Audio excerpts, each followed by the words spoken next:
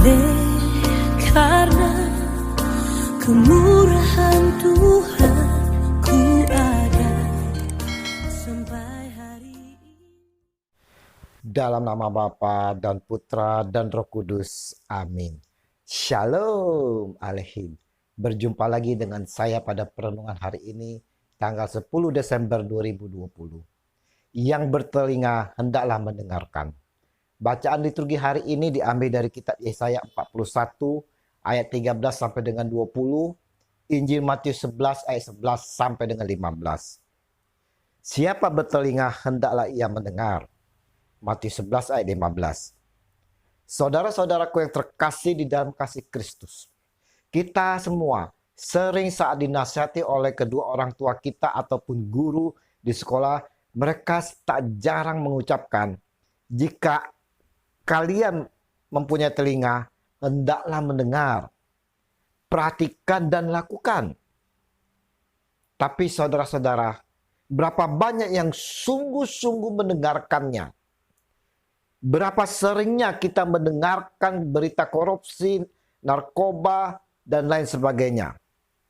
Kita pun mendengar. Berapa banyak yang tertangkap OTT karena kasus tersebut?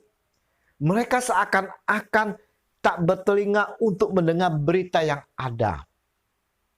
Hari ini saudara-saudaraku yang terkasih, melalui Injil yang kita renungkan bersama, Yesus menyampaikan kepada kita semua, kepada saya dan saudara, siapa bertelinga, hendaklah ia mendengar. Apa yang hendak Yesus sampaikan di sini kepada kita, saudara? Yesus mengatakan bahwa siapa saja dalam kerajaan sorga lebih besar daripada Yohanes Pembaptis. Di sini Yesus tidak memaksudkan bahwa kita semua lebih besar daripada Yohanes Pembaptis, dan kita diajak untuk menyadari bahwa apa yang disampaikan Yesus di sini tidak berbicara mengenai berapa besar capaian yang kita menjangkau jiwa-jiwa, melainkan saudara-saudara tentang besarnya warisan surgawi yang kita terima sebagai warga kerajaan Allah.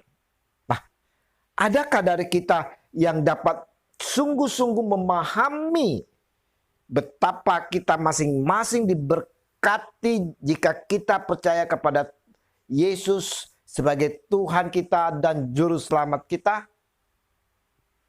Warisan surga yang diberkati kepada kita, hendaknya kita pergunakan di dalam perutusan kita. Allah tidak menuntut kita masing-masing untuk menjadi seorang Yohanes Pembaptis, saudara-saudara. Ia hanya meminta kepada kita semua, kepada saya dan saudara, untuk mengambil langkah-langkah kecil setiap hari sebagai tanggapan kita terhadap segala karunia yang telah dianugerahkannya kepada kita. Selagi kita melakukannya setiap hari, maka kita akan mencapai tujuan Allah, dan hidup kita pun akan mempunyai pengaruh yang tidak dapat disangkal atas gereja dan di tengah dunia di sekitar kita. Sebagai orang beriman, saudara-saudara, dan juga khususnya anggota gereja, kita juga menjadi anggota kerajaan sorga atau kerajaan Allah. Dengan demikian diharapkan hidup dan bertindak sesuai dengan kehendak Allah. Yang terbesar dalam hidup beriman atau menggereja adalah mereka yang melaksanakan kehendak atau perintah dalam hidup sehari-hari. Dengan kata lain, saudara-saudara, hendaknya kita dapat menjalankan perutusan yang diberikan sesuai kehendak Allah. Nah, saudara-saudara, adakah kita menyadari sebagai perutusan ini untuk melaksanakan kehendak Allah? Sebagai perutusan, maka kita harus selalu mendengarkan apa yang diperintahkan oleh Allah, yang diperintahkan yang mengutus kita. Seperti halnya Yohanes Pembaptis sebagai utusan, dia melaksanakan apa yang diperintahkan kepadanya. Dia tidak memanfaatkan kepercayaan perutusan yang diterima demi kepentingan pribadi, tapi hanya untuk kemuliaan Tuhan.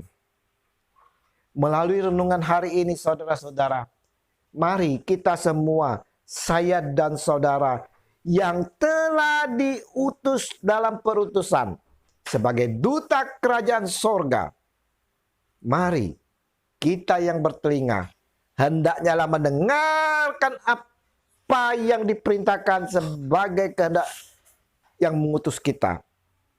Kita semua mau menjalani perutusan dengan menyingkirkan segala kepentingan pribadi kita maupun kelompok. Biarlah hanya nama Dia, Tuhan kita Yesus Kristus, yang mengutus kita, boleh kita tinggikan. Ya Tuhan Yesus, aku siap mendengarkan perintah-Mu.